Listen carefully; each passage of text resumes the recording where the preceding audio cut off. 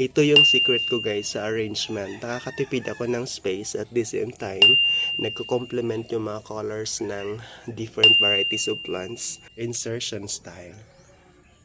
Hey guys, good morning. This is Teacher Noy. Once again, welcome back to my YouTube channel, Gel Vlog. For today's video ay mag-tour tayo dito. Ipapakita ko sa inyo yung garden enhancement na ginawa ko. Yung landscape na ginawa ko for the past 2 weeks dito sa garden na ito. Gusto kong ipasilip sa inyo kasi simple lang yung ginawa ko pero I know you can do it also in your garden.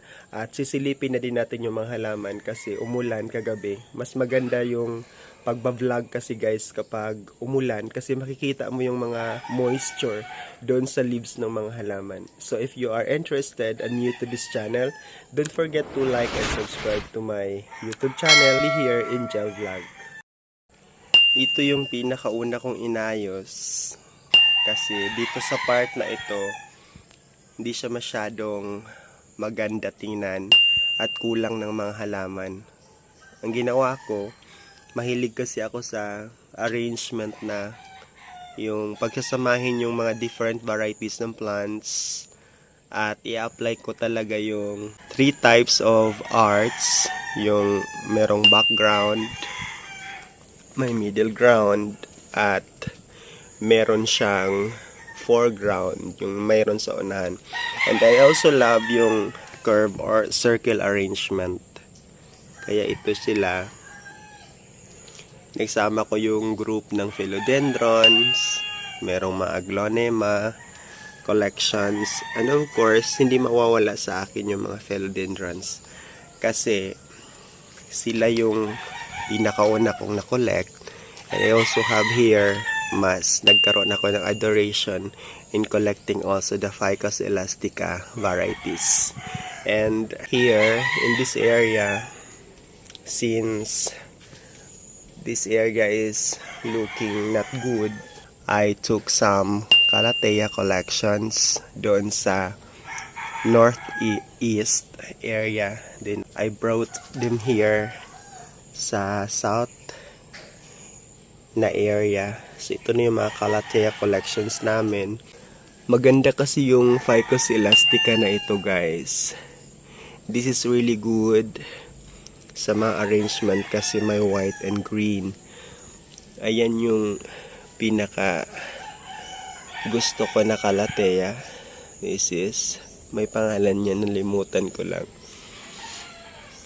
Ayan. Gumanda naman sila dito. Nagustuhan nila yung moisture. Nagustuhan talaga nila yung humidity na kailangan nila dito. How much more kung time na ng rainy season, siguro mas lalago pa yan sila ng bongga. Ayan. Lahat yan sila guys, binili ko nung time ng pandemic kasi gusto ko yung mga Calathea plants. We called it prayer plants. Parang philodendron fiddle leaf. Ito siya, variegated yan. And what is interesting to this arrangement, since may palmyra dyan, ayan, mataas na yan. Yun yung nagbigay ng shade sa kanila, kaya maganda. And we have also here the golden na, is this golden moose na tree? Maganda to, sikat din ito ngayon. Pang maganda yan pag shade. Mataas na yung isa, so I really project na dapat mayroon ditong isa para dalawa sila dyan mag-complement. Since the color of this palmyra is green, so lagyan ko ng dalawang yellow na tree. And I also dug the soil to form a circle here para maganda tingnan. Then I planted a focal plant. In every arrangement guys, I just want you to know that you have to create or put the focal plant. Maganda yan. Then under this focal plant, I planted in a circular position or motion about this fire flash. Maganda yung fire flash because this plant will really fight for the extreme exposure to the sunlight. And I consider this plant as a tropical plant, knowing that hindi mo na kailangan mag-care sa kanya ng too much kasi nag-produce yan ng kanyang new pop dyan sa kanyang side. aside from that, didn't you know that this plant is easy to propagate because it will also produce seeds? Well, look at that. And that seeds will become matured. So it's easy for you to take some of those and plant also directly to the soil. Or even just sprinkle it on the soil. Seeds will develop. Anyway, this arrangement is really good. Kita ko sa inyo. Ganda. Tapos, we are projecting also that we need to plant a Bermuda grass because it will add beauty. No need for you to cement this area or your area. Kasi yung Bermuda, guys, nakakatulong for the enhancement. This is a natural. This is a living grass. This is not the artificial. Aside from that, yung Bermuda, guys, nakakatulong yan sa moisture na kailangan ng plant. Hindi mainit din yung pagbigay sa atin. So we have here the Aglonema silver frost, and under that one I put also my cobra fern that I bought during the pandemic. It's very juvenile, but now look at that. It's getting bigger. And on the other side, I also put some of the potted type of philodendron, and that is Birkin. How I love Birkin's philodendron. So under this a golden tree, I put also one of the potted plants. This is Sahod Yaman philodendron. We called it Silum. And I would like also to add on for you to know that in every arrangement, do not let your arrangement super dry and look, and it's not catching to the eye of yours or even the eye of the people who wanted to visit your garden.